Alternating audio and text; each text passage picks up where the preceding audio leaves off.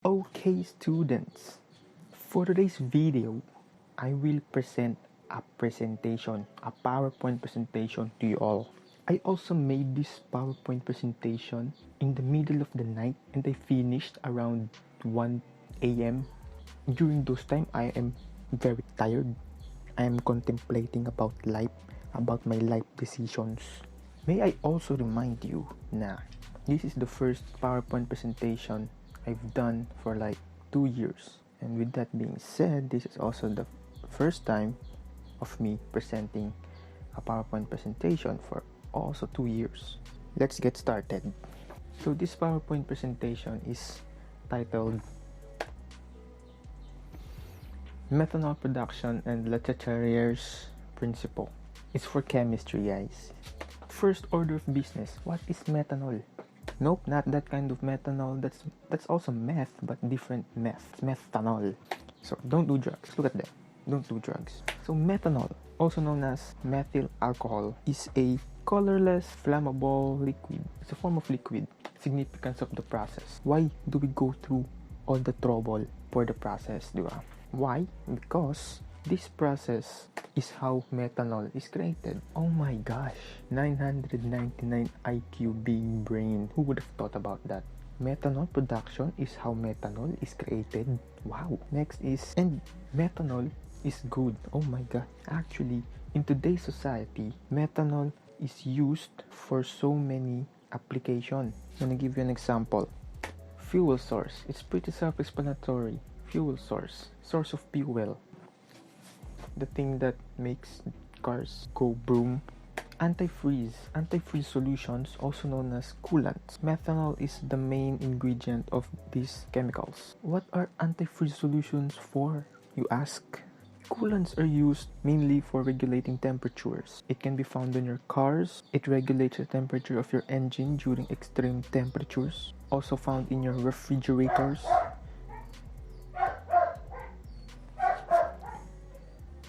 Let's talk about the equilibrium reaction that occurs during the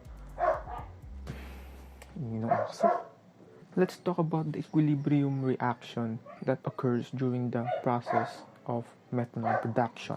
First, let's identify what kind of compounds are used in making the methanol, right? Here we have carbon monoxide and hydrogen gas. So what is the reaction that occurs?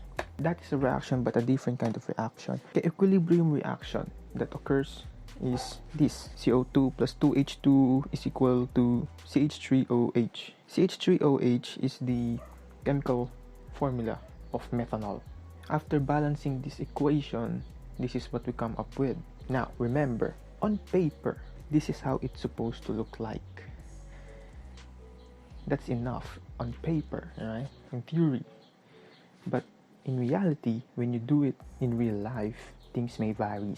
So remember that kasi. We will talk about that also later. For now, I'm going to introduce you to a specific special person. Henry Louis Leterrier,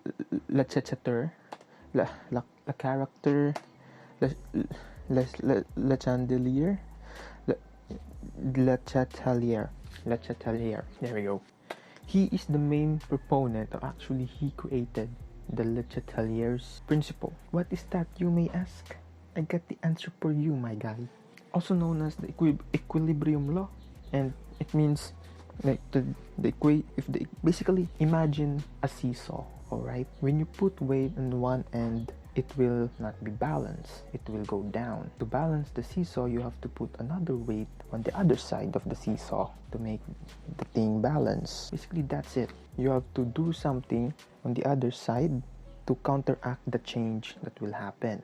So, the end product will be balanced. And what are the factors that you can change? First is the concentration of reactants and product. Second is the pressure and volume. And third is the temperature. Leterrier's principle in methanol production. Let's combine the two topics we just discussed earlier. And like I mentioned before, on paper, we already saw the equilibrium reaction, like how to make the methanol. We already saw that. But in reality, this is what will happen. The reaction takes place at a high pressure and somewhat high temperature with a catalyst to get a good amount of yield. Keyword, it takes place at a high pressure and temperature. Remember the three factors that you can change in Letelier's principle? Two of those is the temperature and pressure. So this is the application of Letelier's principle in real life. By manipulating the equilibrium reaction, we can make those reactions more efficient, meaning less amount of reactants will be lost. I hope you understand, no? I hope you understand. Let's proceed to the next slide. Oh, reference. So that's all, no? And before I finish this presentation, I would like to leave a few words, my last words for you audiences. This